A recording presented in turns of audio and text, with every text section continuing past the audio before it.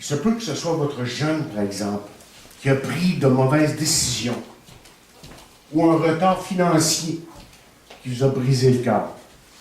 Ou bien encore pour d'autres, c'est votre mariage qui ne s'est pas déroulé comme vous aviez rêvé qu'il serait. Il semble en effet que lorsque vous regardez votre vie, là, que la vie pour vous, jusqu'ici, c'est tout simplement une suite de rêves brisés.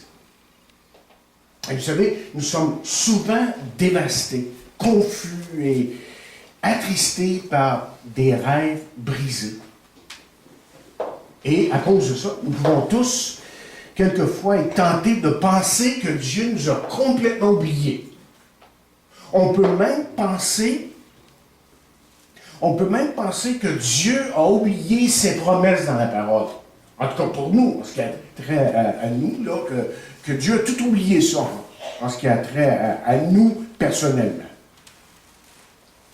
Mais vous savez, je me demande comment Joseph devait se sentir au milieu des événements qu'il voyait se dérouler dans sa vie et qui se résolvaient au fur et à mesure là, qu'il avançait.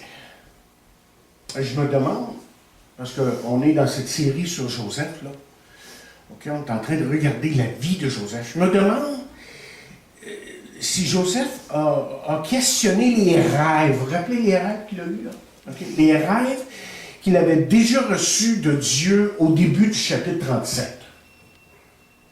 Certainement, lorsque ses frères lui ont arraché le manteau, l'ont jeté dans le puits, ont ignoré littéralement ses supplications et l'ont vendu comme esclave.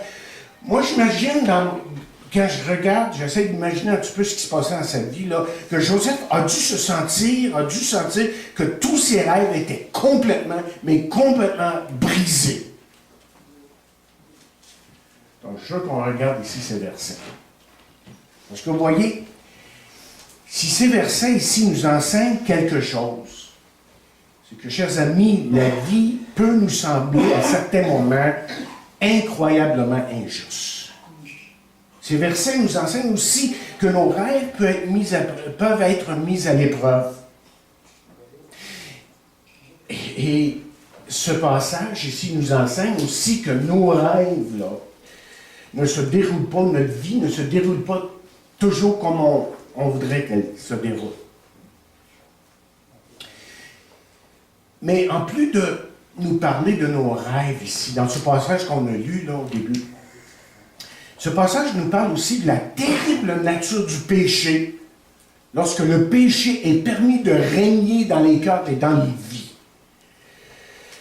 Mais en fin de compte, ces versets ici nous rappellent aussi que même si les rêves dans nos vies sont en morceaux brisés, pièces brisées, si vous voulez, Dieu, lui, est quand même au contrôle, ou en contrôle.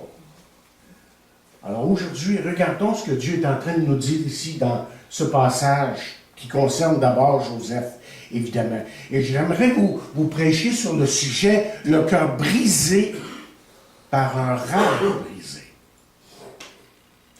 D'abord, regardons la demande de Joseph. Au verset 12 à 14, on regarde la demande de Joseph. Parce que vous voyez, ou de Jacob, je devrais dire, je m'excuse. Jacob, justement, demande ici à Joseph de vérifier si ses frères vont bien.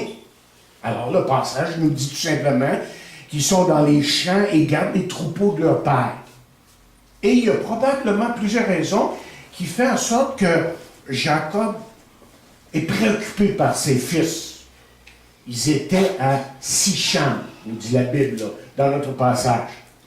Et si vous avez lu l'histoire de Joseph, là, moindrement, vous savez que c'est à Sichem que Siméon et Lévi avaient assassiné un village entier parce que quelques hommes dans ce village-là avaient violé leur sœur.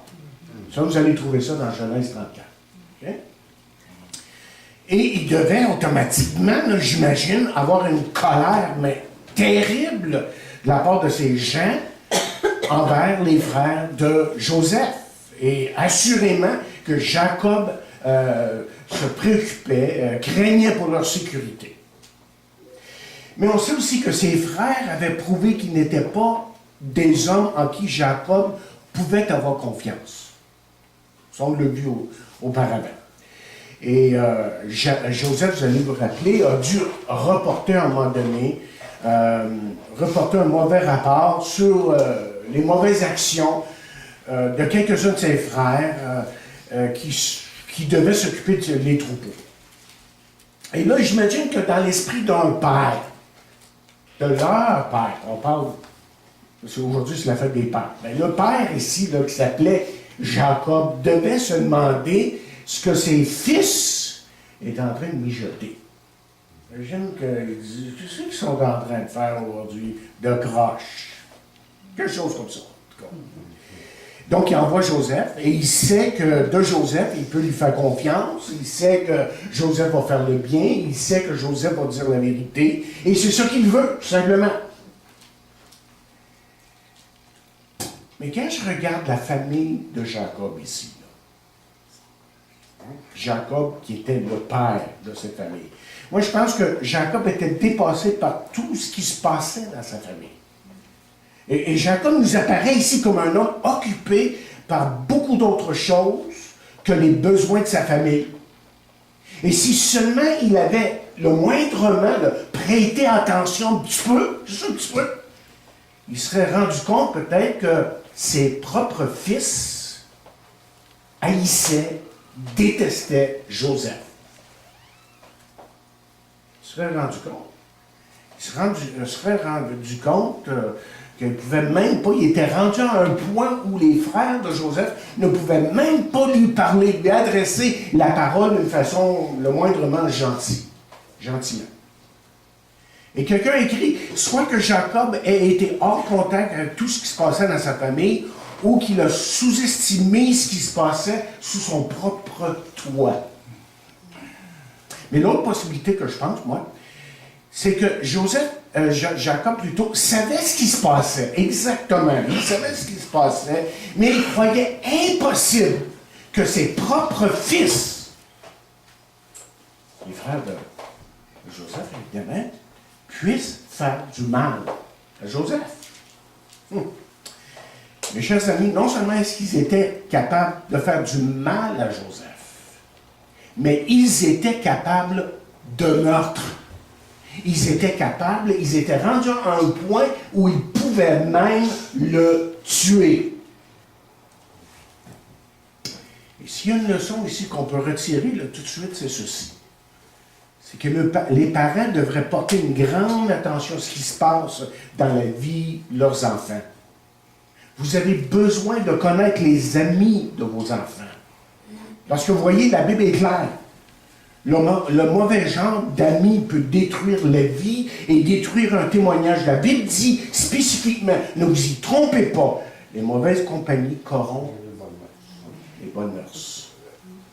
Donc vous, là, en tant que parents et pères de famille aujourd'hui, vous avez besoin de savoir comment ils dépensent leur temps, leur argent. Vous avez besoin de savoir ce qui se passe dans leur vie. Vous avez besoin de savoir ce qu'ils regardent dans Internet. Vous avez besoin de savoir même ce qu'ils textent sur leur cellulaire. Parce que vous avez, en tant que parent, le droit de le savoir. C'est sûr que les enfants nous demanderont leur vie privée, mais tant aussi longtemps qu'ils vivront sous votre toit, leurs affaires, c'est vos affaires. Okay? Mes chers amis, tôt ou tard, les parents passifs, comme Jacob l'a été, j'imagine, paieront un prix exorbitant pour avoir permis à leurs enfants de faire ce qui leur plaisait. Et je sais que peut-être pour des jeunes aujourd'hui, là, que c'est... Voyons donc, c'est ce que tu es en train de dire. Tu t'en viens pas mal sous la loi. Tu es pas mal stiff un matin. Stiff dans le dos, mais pas juste, okay? Pas juste dans le dos, là, mais tu es pas mal stiff dans tes paroles. Bien écoutez, attendez que vous ayez des enfants. Vous allez savoir de quoi je parle. Okay? Attendez que vous ayez des enfants. Et vous allez vouloir savoir un petit peu au moins, un petit peu beaucoup à certains moments, ce qui se passe dans leur vie. Et vous allez vouloir avec amour et avec grâce les conseiller, les diriger et les aider à cheminer, même si ça leur fait mal. Et que dire du prix que peuvent payer ces enfants lorsqu'ils sont rendus adultes s'ils ne sont pas dirigés maintenant. OK. Ça, c'est la première partie du 12, de 12 à 14. On a vu ici la demande de Jacob. Maintenant, j'aimerais qu'on regarde de 13 et 14 la dévotion de Joseph. Okay? Parce que vous voyez, sans poser de questions, Joseph accepte de faire ce que son père lui demande et part pour retrouver ses frères. Et j'imagine que dans ce temps-là, Joseph était tout à fait au courant des risques, mais l'obéissance à son père était une priorité dans sa vie. Et vous savez, à ce point de vue-là, Joseph est semblable à Jésus. Vous vous rappelez au début, dans le premier message, ce que je vous ai dit sur Joseph? J'ai dit que Joseph est souvent un type de Jésus-Christ. Bien, on va voir plusieurs types. Il y en a des centaines, littéralement. Mais en voici un. Lorsque Jésus est venu dans ce monde, il était envoyé par son Père et Jésus est venu volontairement. Jésus n'a pas été forcé pour venir dans ce monde, mourir pour les pécheurs. Jésus est venu parce qu'il savait que c'était la volonté de son Père et qu'il l'avait prédéterminé dans sa volonté. Et chers amis, je pense que la leçon pour nous ce matin, lorsqu'on regarde que ce soit Joseph ou Jésus, c'est que nos vies devraient être marquées par le même degré d'obéissance. Quand Dieu parle, autrement dit, nous devrions répondre humblement et sans hésitation pour accomplir sa volonté. Parce que vous voyez, il n'y a rien qui démontre plus qu'on aime Dieu. Il n'y a rien qui démontre plus notre amour pour Jésus que notre obéissance volontaire.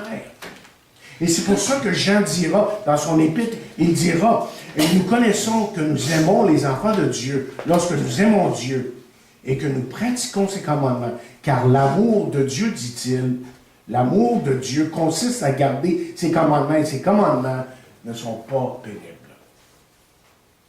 En passant, si vous regardez bien l'histoire ici, si Jacob et Joseph avaient su ce jour-là qu'ils ne se disaient pas au revoir juste pour une journée, mais pour 20 ans.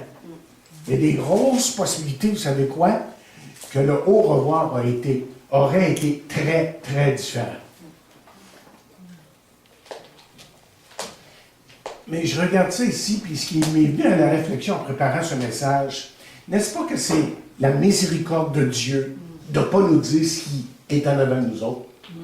C'est pas la miséricorde de Dieu qui fait qu'on peut aller de l'avant et qu'on peut aller de l'avant sachant que jour après jour, on peut lui faire confiance. C'est lui qui va diriger nos pas si, surtout, Patricia nous l'a partagé ce matin, nous plaçons notre foi en lui. Nous lui disons, Seigneur, dirige.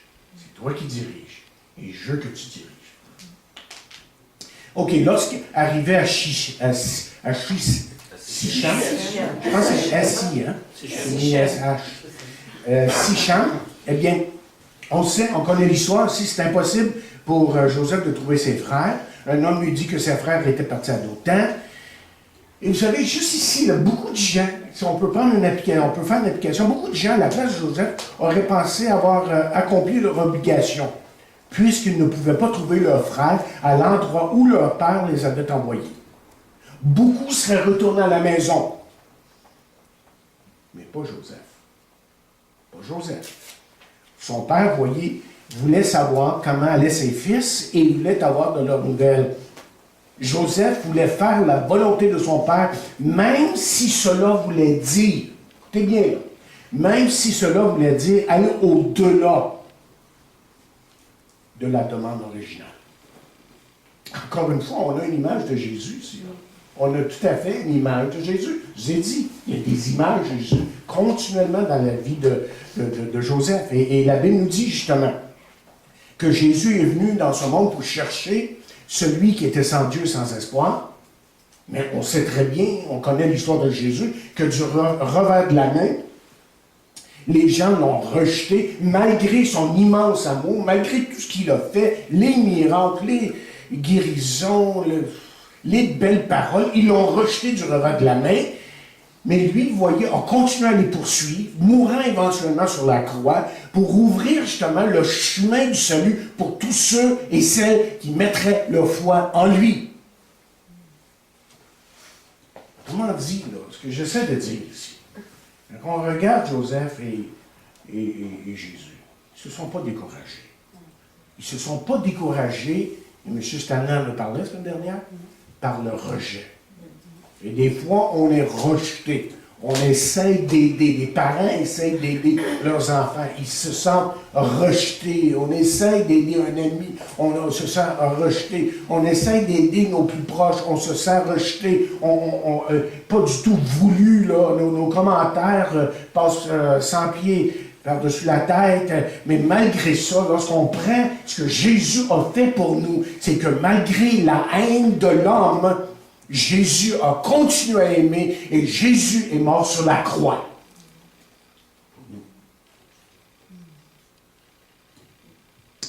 Et je pense qu'on devrait avoir le même désir dans nos cœurs. Là. Rien ne devrait, pour vous et moi, là, ne devrait nous empêcher de désirer et, ou si vous voulez, d'accomplir la volonté de notre Père dans nos vies. Peu importe la souffrance, peu importe le rejet, le prix, l'opposition,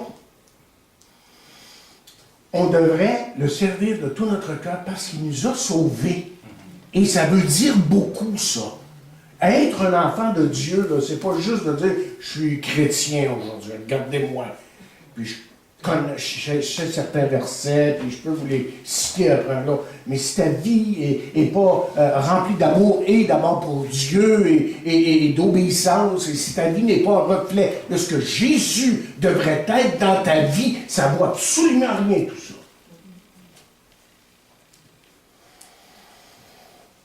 Moi, je sais qu'à la fin de mon voyage, j'ai 62 ans aujourd'hui, je ne sais pas combien de temps le Seigneur va me garder sur la terre.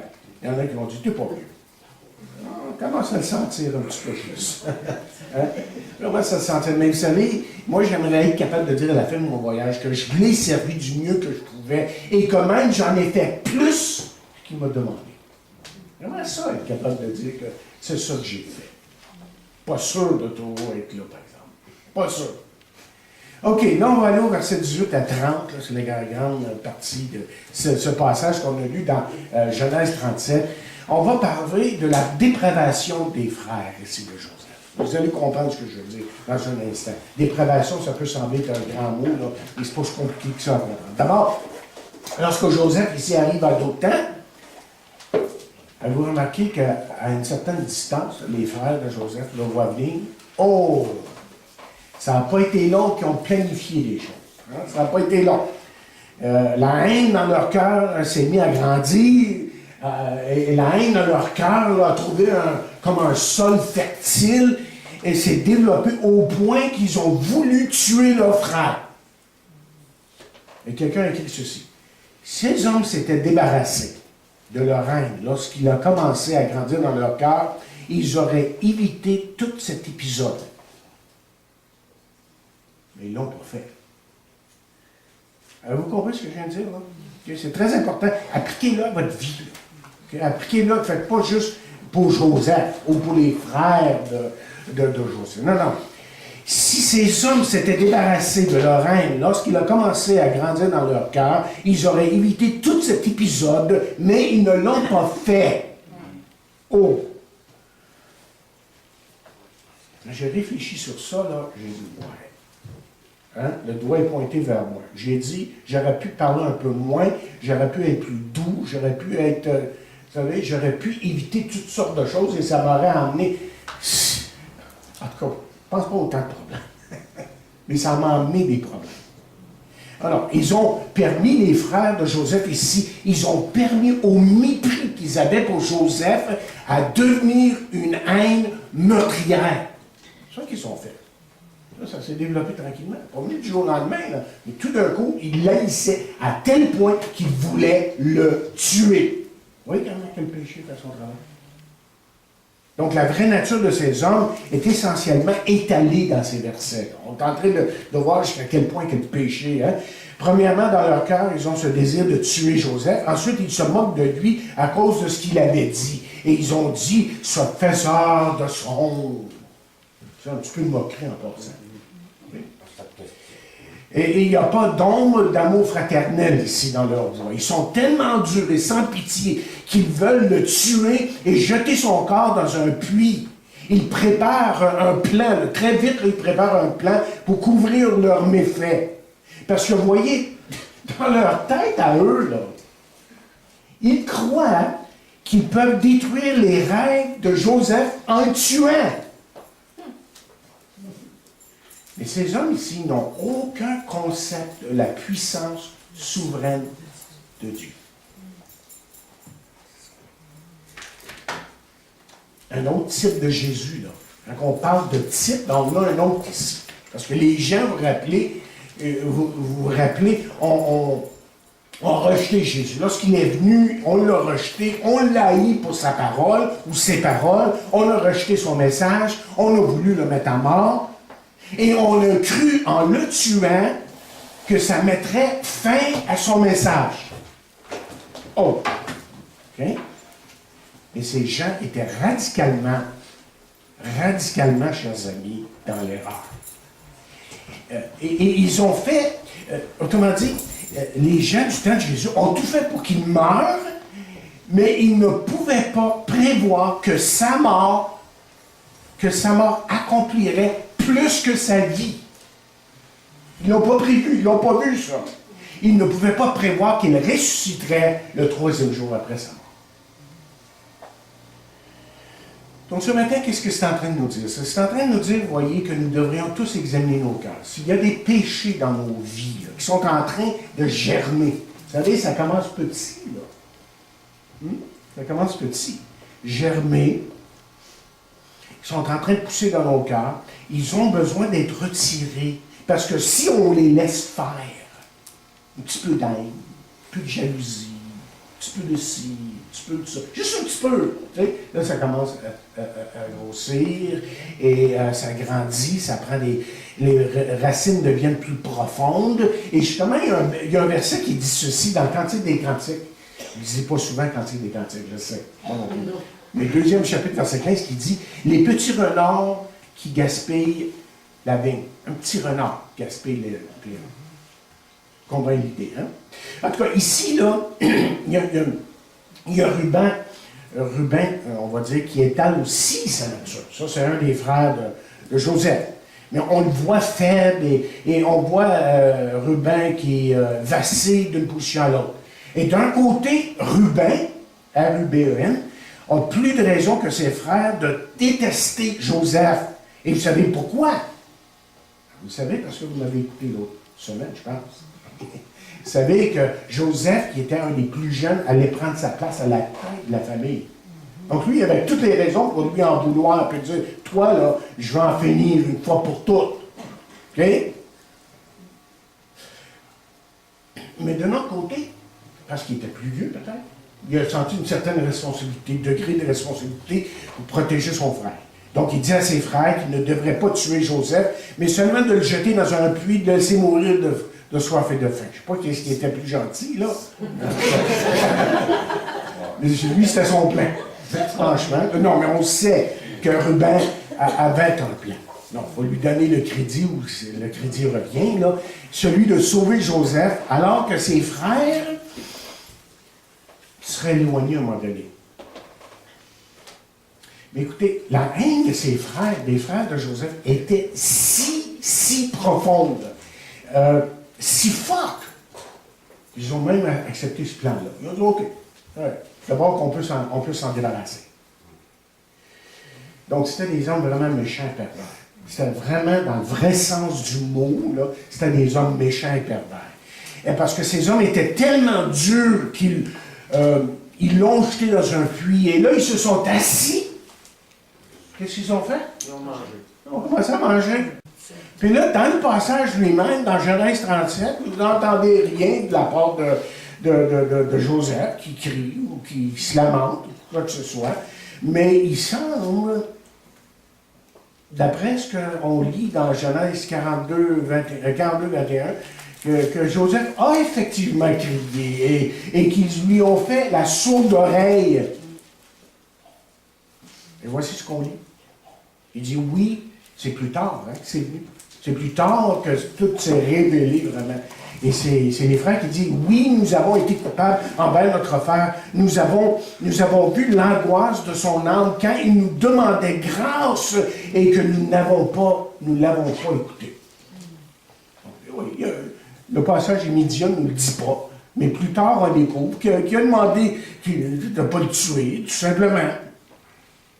Alors, apparemment, dans l'histoire qu'on a lue, que Ruben, lui, a dû s'éloigner pour aller ailleurs, et durant son absence, les Madianites arrivent, une sorte de tribu là, nomade qui se promenait dans le désert. Ils s'en allaient vers l'Égypte, et Judas, lui, réussit à convaincre ses frères de le vendre aux Madianites. Après tout, c'était son frère. Et vous remarquez dans le passage qu'à 2 fois, c'est notre frère. C'est notre frère. Quelle hypocrisie. Pas à peu près.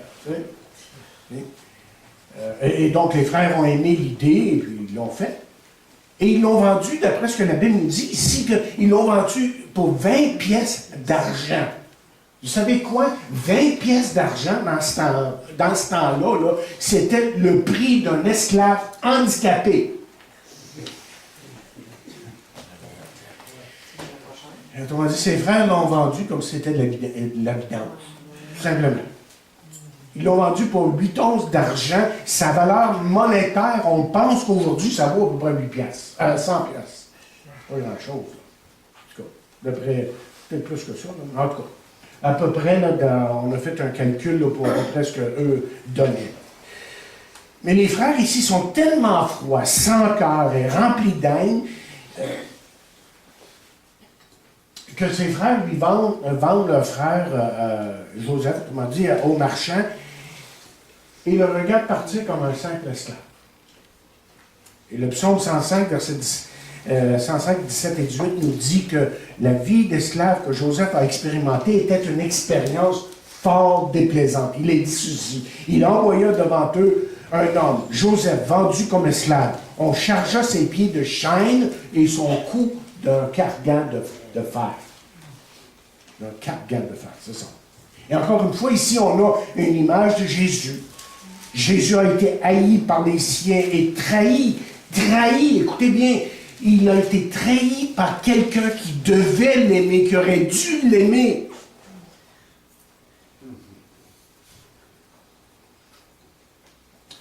Mais savez-vous que Jésus a aussi porté le prix de nos péchés sur lui, évidemment, mais ce que je veux dire, c'est que même cette trahison ici, le fait qu'il a laissé faire, ok, c'est qu'il nous montre qu'il nous a aimés à tel point qu'il a enduré la haine, l'humiliation et la mort pour sauver des gens comme vous et moi. Alors, lorsque Ruben revient, il s'aperçoit que Joseph a disparu. Là, il y a un petit peu de panique en lui, hein, on peut s'imaginer. Wow, qu'est-ce qui vient d'arriver? Et il pense qu'il va être blâmé par son père. Et rappelons-nous que son père l'avait ignoré, que son père avait passé par-dessus lui, et que maintenant, que l'héritage venait à Joseph. Il y avait une bonne raison pour ça. Et vous savez, c'est quoi la raison? C'est que Ruben avait commis l'adultère avec la femme, une des femmes de Jacob. Donc, quand on regarde, comme j'ai dit tantôt, il y avait toutes les raisons au monde pour se venger, mais on peut penser que Ruben est peut-être un peu plus mature maintenant et démontre quelque chose de ce que c'est d'être un leader. En tout cas, la situation est drastique ici. Là. Mais regardons le désespoir maintenant de Jacob au verset 31-35. Encore une fois, les frères complotent ensemble pour arriver à un nouveau plan. Ils sont en train de comploter souvent ici, là, okay, dans ce passage. Mais cette fois-ci, c'est vraiment pour tromper leur père. Hein? Ils prennent le manteau qu'ils détestent tant et le trempent dans le sang d'une chèvre et l'apportent à Jacob. Vous savez ce qui arrive ici, là? Vous savez ce qui arrive ici, là? Écoutez bien. c'est qu'un mensonge mène toujours à un autre. Lorsque vous dites un mensonge, ça ne sera pas trop long où vous devrez raconter une autre histoire, une autre histoire pour couvrir le premier, ensuite un troisième mensonge et un quatrième mensonge. Donc, la meilleure politique en ce qui a trait à tout ça, c'est de toujours dire la vérité. On n'est jamais dans le trouble de ce temps-là. Mais écoutez bien, on ressent ici aucune compassion. Je ne sais pas si... Est-ce que vous êtes capable de ressentir un peu ce qui se passe dans l'histoire? C'est juste de voir les actions, ici, les paroles. On ne ressent aucune compassion pour le père lorsque les frères de Joseph lui parlent. Et lui apportent le manteau ensanglanté, il lui demande de l'identifier. Il me semble ici que ces hommes n'ont pas de cœur. La seule chose qui leur importe, c'est leur position. Et ce qui leur importe, c'est leur intérêt personnel. C'est ça. Vous savez, ça aujourd'hui, chers amis, c'est un portrait de notre monde. Le monde aujourd'hui est rempli de gens comme ça. Peu importe sur qui ils doivent marcher pour arriver à leur fin. Rien, il semble, ne les dérange. Ils sont prêts même à tout pour gravir les échelons et arriver évidemment, en haut de l'échelle. Et souvent, ces gens-là n'ont aucun égard pour qui que ce soit. Tout ce qui les concerne, c'est ce qu'ils veulent. Me, myself, and I. Et il y a quelque chose de désespérément absurde ici. Là. Ou si vous voulez, de mauvais ici. Parce que vous voyez, ce qui est évident dans la vie des frères de Joseph et dans la vie de beaucoup de gens aujourd'hui, c'est que Jésus n'a pas changé leur vie. Et pourtant, s'il y a une chose que Jésus a voulu nous montrer par ses paroles, par ses miracles, par sa mort, par sa résurrection, c'est qu'il était venu pour changer le cœur de l'homme, pour changer la vie des hommes, et c'est ça qu'il veut faire pour nous. C'est la raison pour sa venue. Il n'est pas venu juste pour faire un beau spectacle, qu'on pleure un petit peu à Pâques, puis qu'on soit tout heureux d'avoir un petit bébé à Noël. C'est pas ça l'histoire de Jésus, là. L'histoire de Jésus, c'est qu'il veut intervenir dans votre vie aujourd'hui. Il veut changer votre vie. Et c'est pour ça que Jésus dit ceci. Écoutez bien ce qu'il dit. Je suis venu afin que les brebis aient la vie et qu'elle l'ait dans l'abondance. Vous voyez, une vie comme celle des frères de Joseph, ne développons pas les qualités de Jésus-Christ.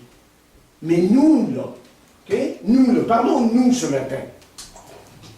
C'est que notre marche avec Dieu, avec le Seigneur, doit être marquée par le désir de placer les autres devant nous. Et c'est pour ça que Paul va dire à un moment donné, ne faites rien par esprit de parti. Regardez les autres comme étant au-dessus de vous. Pas comme s'ils étaient au-dessus, mais comme s'ils étaient.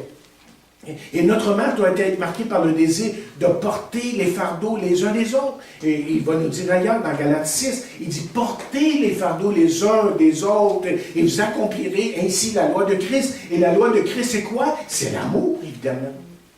L'amour agissant dans notre vie.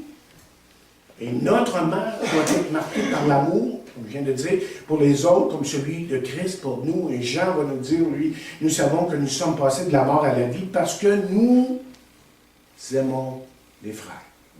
Parce que nous aimons les frères. Mais il va de soi, évidemment, que Jacob, ici, a reconnu le vêtement de Joseph. Et tout de suite, il assume, évidemment, il a assumé que c'était son fils bien-aimé qui est mort, qui avait été tué par un animal sauvage. Évidemment, Jacob a le cœur brisé et sombre dans un profond désespoir. Il refuse d'être réconforté par sa famille, jurant de pleurer jusqu'au jour où il le rejoindrait dans la mort. Et ces hommes froids ici, là, vous voyez la froideur de ces hommes. Essayez de rentrer dedans un peu. Ces hommes froids et sans cœur ont brisé le cœur de leur père et ça ne les dérangeait pas du tout. Mais en plus, ce que je vois ici, c'est qu'ils démontrent amplement leur hypocrisie. En essayant, avez-vous remarqué l'histoire? De consoler leur père. Hey, il faut le faire quand même. Là, hein? Oh, papa, oh, t'en fais pas. Si tu veux, ce qui devait arriver, d'être arrivé, puis c'est dommage, mais tu sais qu'il y a beaucoup. C'est des lâches. Il n'y en a pas un qui a le courage de se lever et de dire non. C'est assez. C'est fini. Les folies, comme quelqu'un a dit, il y a des années. Je pense que c'est un certain premier ministre.